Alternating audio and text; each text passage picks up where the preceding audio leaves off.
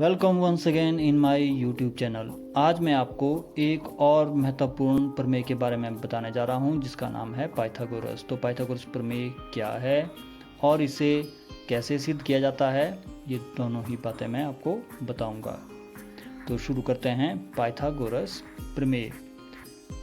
तो आप देख सकते हैं पाइथागोरस प्रमेय, इंग्लिश में पाइथागोरस थ्योरम।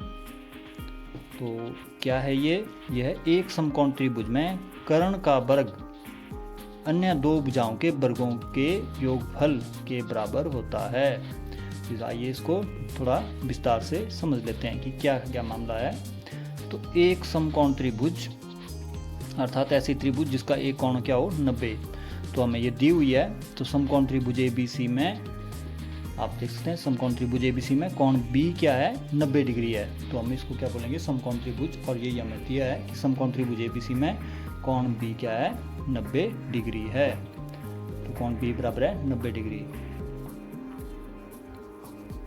आगे पढ़ें तो क्या है भाई समकोण त्रिभुज में अगर ऐसे समकोण त्रिभुज हो तो कर्ण का वर्ग, तो आप देख सकते हैं सबसे बड़ी भुजा जो है वो कर्ण होती है। तो इसका वर्ग यानी कि यहाँ पर है AC, तो AC का वर्ग यानी कि कर्ण का वर्ग ये क्या है कितना है, ये होता है अन्य दो भुजाओं के वर्गों के योगफल के बराबर। तो अन्य दो भुजाएं कौन कौन सी हैं AB और BC। तो AB हमने सबसे छोटी भुजा इसको आधार मान लिया है, BC मध्यम लंबाई की भुजा है तो इसको हमने लंब मान के चलते हैं, और जो सबसे बड़ी भुजा है वो AC है, वो कर्ण है। तो सिद्ध क्या करना, AC स्क्वायर बराबर है AB square plus BC square. तो दिया है सिद्ध करना। और अब हम आते हैं रचना पर। तो रचना में क्या करना, हमने BD लंब AC खींचना है। लंब मतलब 90 डिग्री का कोण होना चाहिए AC लाइन पर। तो ये BD लंब AC खींचना है। प्रमाण में आते हैं। तो प्रमाण में क्या है, हम दो त्रिभुज लेते हैं। एक जो आप बाईं ओर देख रहे हैं त्रिभुज ADB जो हरे रंग से है, और त्रिभुज ABC पूरी त्रिभुज ABC। एक ADB जो हरे रंग से है और एक त्रिभुज ABC, इन दोनों को लेना हमने। तो जो ADB के हिस्से हैं आप इनको बराबर है कि बाईं ओर लिखेंगे, इस बात का ध्यान रखना। और जो त्रिभुज ABC के हिस्से हैं उनको हम दाईं ओर लिखेंगे। तो पहला क्या है कोण ADB, तो D पर कोण बन रहा था 90 डिग्री का, ये किसके बराबर है भाई, ये है कोण ABC के।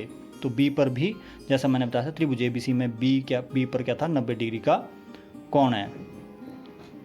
तो ये प्रत्येक क्या है 90 डिग्री के हुए। तो ये दोनों कोण क्या हुए बराबर, अर्थात कोण ADB बराबर है कोण ABC। एक तो हमने ये बता दिया कि एक दो चीज़ें क्या, ये दो चीज़ें क्या है, दोनों कोण क्या है बराबर हैं। अब कोण A बराबर है कोण A, ये उभयनिष्ठ है। दोनों ही त्रिभुजों के लिए कोण A बराबर है कोण A उभयनिष्ठ अर्थात कॉमन है। इनके हरे वाली त्रिभुज और पूरी वाली जो त्रिभुज थी ABC, इन दोनों ही त्रिभुजों के लिए कोण A क्या था बराबर।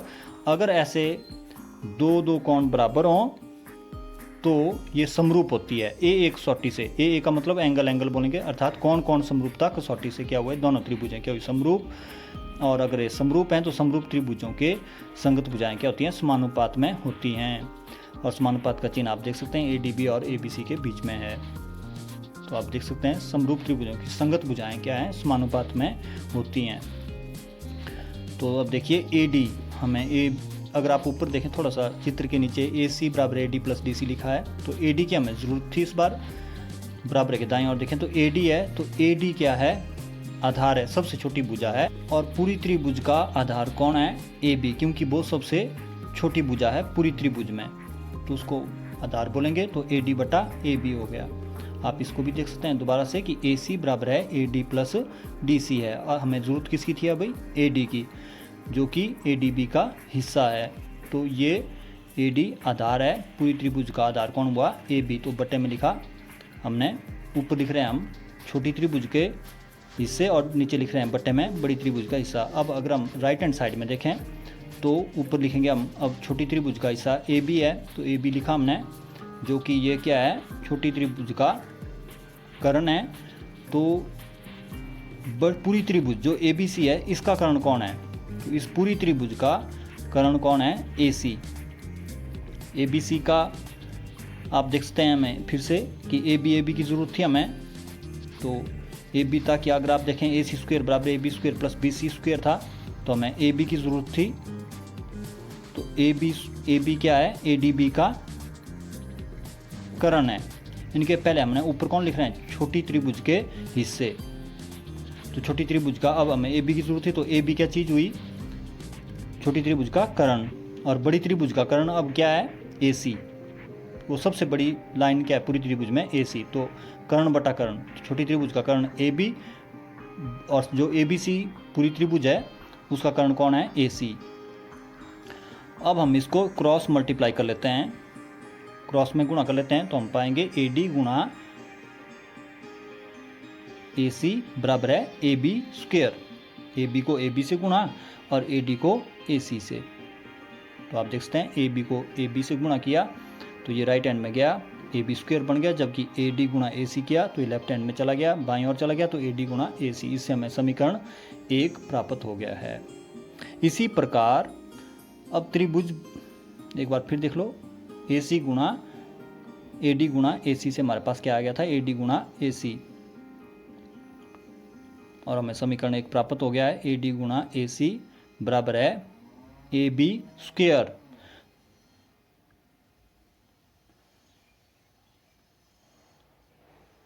इसी प्रकार त्रिभुज BDC, तो आप देख सकते हैं BDC ये राइट हैंड में बनी हुई त्रिभुज है। तो आप देख सकते हैं यहाँ पर पूरी त्रिभुज में ये दाईं ओर है जो नीले रंग से मैंने बताई है, और अब हम इसको समरूप सिद्ध कर सकते हैं त्रिभुज ABC के, जो कि पूरी की पूरी त्रिभुज है। अब हमें जैसे पिछली बार हमें AD चाहिए था, अब क्या चाहिए? DC। तो अब DC की ज़रूरत है हमें, तो DC जो नीले रंग की त्रिभुज है BDC का, तो BDC का ये क्या है? ये क्योंकि मध्यम दूरी वाली, मध्यम लंबाई वाली भुजा है ये हुआ लंब, तो DC क्या हुआ? लंब। तो हमें अब पूरी त्रिभुज में लंब ढूंढना है, लंब बटा लंब। तो DC क्या है? लंब। और पूरी त्रिभुज में लंब कौन है? तो सबसे छोटी भुजा तो AB थी, तो लंब कौन हुआ? BC।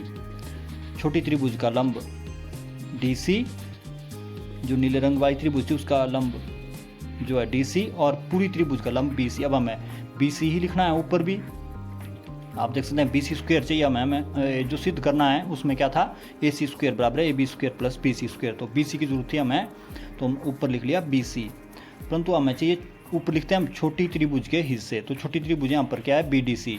तो ये BC क्या है इसका? ये है कर्ण। अब हमें कर्ण बटा कर्ण करना है, क्योंकि संगत भुजाओं का अनुपात करना है, तो कर्ण बटा कर्ण, यानी कि BC कर्ण है छोटी त्रिभुज का और AC है पूरी त्रिभुज का कर्ण।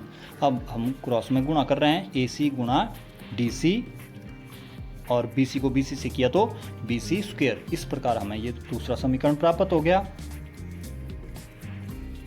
अब समीकरण 1 को और समीकरण 2 को जोड़ने पर, तो आप देख सकते हैं 1 और 2 को हम जोड़ने जा रहे हैं। तो पहले देखिए बराबर है के बाईं ओर कुछ लिखा हुआ है और बराबर है के दाईं ओर, दोनों ही समीकरणों में लिखा है। तो पहले बाईं और के हिस्से को जोड़ते हैं। तो AD गुणा AC है पहले वाले समीकरण का, और दूसरे समीकरण का इससे क्या है? DC गुणा AC। अब दाईं ओर के बराबर लिख लिया AB² प्लस BC²।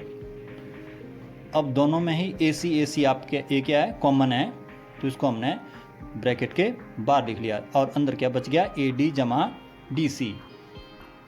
तो AD जमा DC किसके बराबर है? AC के बराबर, और AC गुणा AC करेंगे तो AC² आता है, और बराबर है क्या? मैं AB² प्लस BC² वैसे का वैसा ही उतार दिया। तो यही हमें सिद्ध करना था, अर्थात AC² बराबर है AB² प्लस BC²।